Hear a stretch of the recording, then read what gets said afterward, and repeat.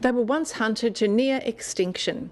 Now there's a resurgence in the number of whales visiting Tasmanian waters. It's keeping marine biologists busy as they track the annual migration. While the scientific world is grappling to cope with the increase, the state's tourism sector is hoping to cash in on whale watching opportunities. Tamara Glumac travelled to the Tasman Peninsula in search of whales.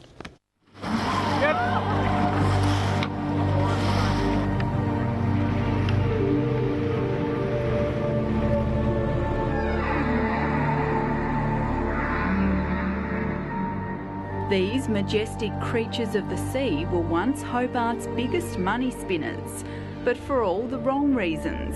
In the 19th century, the city and surrounds were home to 9 whaling stations. The sheer number of whales made it dangerous to cross the Derwent.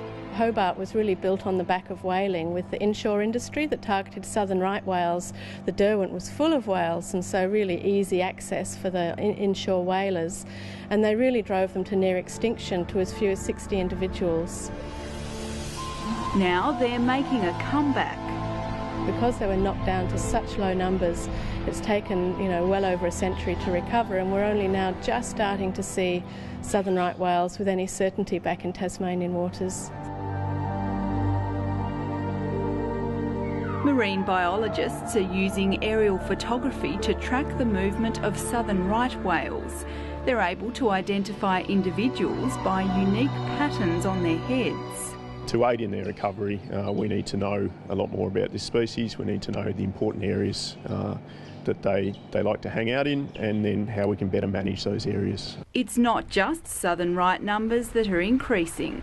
We know that the humpback whales in particular, they're part of the east coast migratory population that travels up the east coast of Australia, and we know they're increasing at approximately 10% per annum, so really rapid growth rate in that population, really good to see. Down in Tasmania, these are the same animals as part of that population, so we assume that population growth is at that same rate. A whale watch hotline set up by the state government has fielded a record number of calls. Last year, more than 800 were received, compared to around 300 in 2006. The growth is creating new opportunities, including the potential for dedicated whale watching tours. With increasing populations, and the humpback whales in particular, they're a lot more showy species. With the increasing population, you're going to have increasing awareness and interest, and I think once we start to have good consistent spots in Tassie where we're guaranteed to see whales, if you like, I think the industry could really take off. Let's see if anyone's home today. Ange Anderson has been running sea life tours off the Tasman Peninsula for the past 5 years. In that time, she's seen whale numbers double, with 160 sightings last season. It's always special when the whales are actually interacting with us. We're often sitting out there, engines turned off, and the whales will actually come to us, spy hopping around the boat. You can see their eyes, you can smell their breath, and it's a very moving experience often for the customers as well. We've had people in tears. Kids, of course, find it absolutely fascinating. Interest in whale watching is also increasing. There definitely is an increase in people coming to Tasmania to see the whales. We get a lot of inquiries as to when the best times of the year are. The difference in Tasmania, of course, is that we're on the migration route.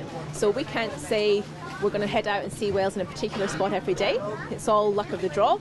The Tasman Peninsula is one of the state's whale hotspots. Maria Island and Coles Bay off the east coast are also popular haunts. The increase in sightings has marine biologists on alert. Something like a mother and calf in the Derwent, the interest goes through the roof. So that's something we keep in mind with increasing whale populations. We're going to see increasing awareness and also increasing interaction, and it's something we've got to monitor quite carefully and manage. With more whales comes a greater risk of entanglements.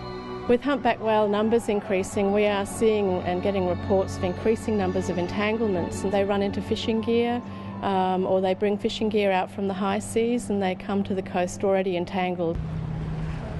The Department of Primary Industries has run disentanglement courses, but the trapped whales have been notoriously difficult to rescue. It really depends on the demeanour of the whale and also the sea conditions. Obviously, it has to be calm to work safely in small boats around these really huge animals. And the whales also need to cooperate.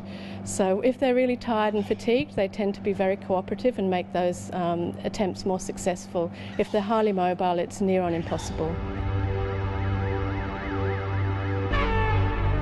Dealing with beached whales is another challenge.